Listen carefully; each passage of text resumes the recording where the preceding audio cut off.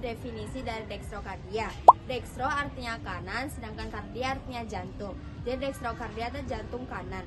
Sedangkan definisi dari dextrokardia sendiri adalah kelainan bawaan jantung atau kongenital, di mana jantungnya itu terletak pada posisi di sisi kanan dada, sedangkan pada jantung normal itu terletak pada sisi kiri dada. Biasanya jantung normal atau levokardia memiliki apex atau ujung jantung yang mengarah ke kiri, sedangkan pada dextrokardia sendiri dia memiliki apex atau ujung jantungnya itu mengarah ke kanan. Selanjutnya saya akan menjelaskan etiologi dari dextrokardia. Dextrokardia terjadi karena adanya gangguan saat proses pembentukan jantung pada masa embrio.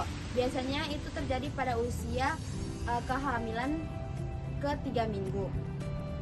Biasanya pada orang normal proses pembentukan jantungnya itu berputar mengarah ke kiri, tetapi pada orang yang terkena dextrokardia jantungnya itu proses pembentukannya berputar ke arah kanan. Penyebab terjadinya dextrokardia itu belum pasti, tetapi bisa dikaitkan dengan beberapa faktor. Contohnya ada faktor genetik, yaitu mutasi gen tertentu. Kedua, adanya gangguan pada perkembangan embrio. Ketiga, kadang terjadi bersamaan dengan adanya sindrom genetik, yaitu seperti sindrom Carter-Jenner, yaitu situs inversus ditambah infeksi saluran pernapasan kronis. Yang selanjutnya, epidemiologi. Dextrokardia adalah kondisi yang sangat langka dan penelitian telah mengungkapkan tingkat kejadian dextrokardia sekitar 1 dari 12.000 kehamilan. Sindrom Carter-Jenner memiliki tingkat kejadian sekitar 1 dari 30.000 kelahiran hidup, dan situs inversus totalis terlihat pada sekitar 50% pasien dengan dyskinesia silaris primer. Dextrokardia terisolasi terlihat pada 0,6% pasien dengan dyskinesia silaris primer. Belum ada kecenderungan terkait etnis atau gender yang dijelaskan untuk dextrokardia. Yang selanjutnya, pantofisiologi. Dextrokardia terjadi karena gangguan saat jantung janin mengalami proses looping atau pemutaran tabung jantung embrio. Normalnya, tabung jantung berputar ke kanan atau di loop, sehingga jantung berada di sisi kiri dada. Namun, pada dextrokardia, loop D tidak berpindah ke sisi kiri, atau loop L terjadi sehingga jantung berputar ke arah sebaliknya. Akibatnya, jantung berakhir di sisi kanan dada atau hemitoraks kanan. Kelainan ini diduga berkaitan dengan gangguan fungsi silia embrionik, misalnya cacat Binet, yang berperan mengarahkan orientasi kanan-kiri organ tubuh.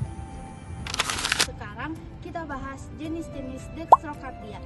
Yang pertama, dextrokardia isolated atau hanya jantung saja yang berpindah posisi ke kanan.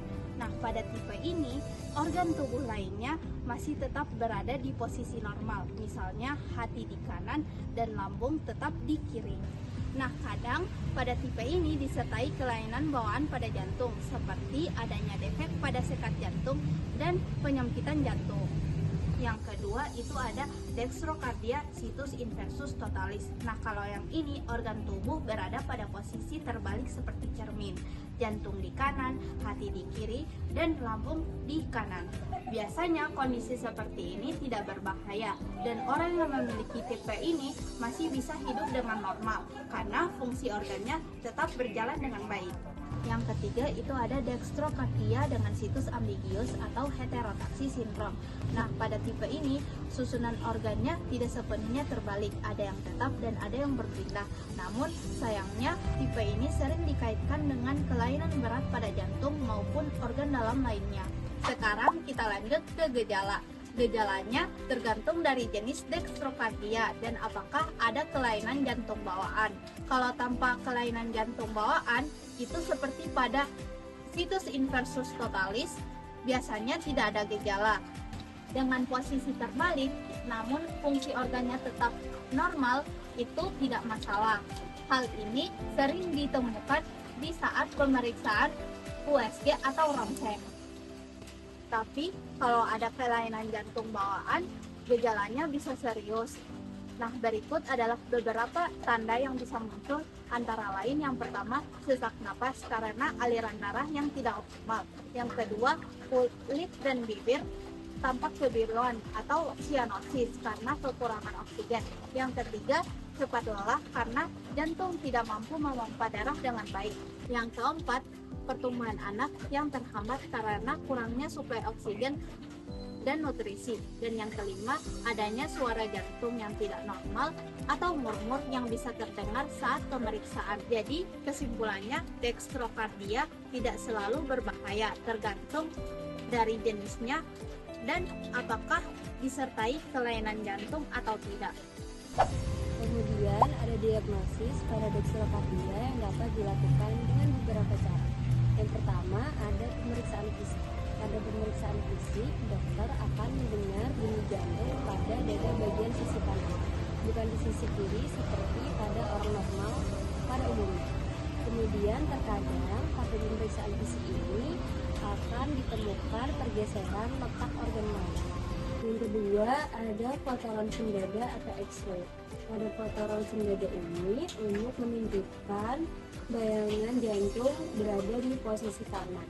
Pada foto ronsen dada atau X-ray ini juga dapat membantu melihat posisi paru-paru dan organ sekitarnya.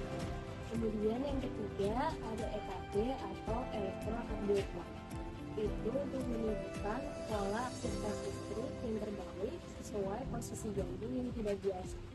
Kemudian yang keempat ada ekokardiografi atau USG jantung. Itu untuk memperlihatkan struktur dan fungsi pada jantung secara detail, termasuk kelainan bawaan jika ada. Yang terakhir ada CT scan atau MRI. Itu untuk memberikan gambaran menyeluruh posisi jantung dan organ tubuh lainnya untuk memastikan apakah ada situs inversus totalis ataupun kelainan yang menyertai. Yang terakhir ada penanganan, yang dimana tindakannya tergantung kelainan penyertanya.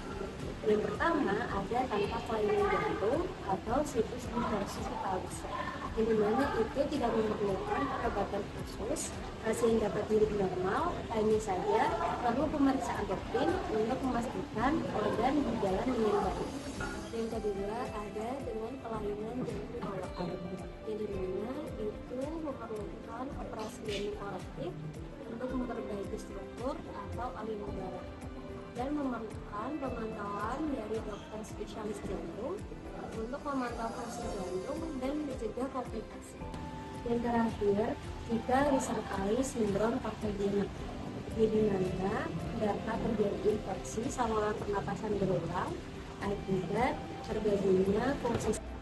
Untuk penanganan yang pertama, dapat menggunakan obat antibiotik atau mukolytik sesuai kebutuhan. Dan penanganan yang kedua dapat dilakukan fisioterapi untuk membantu mengelola air liur dan menjaga fungsi paru-paru.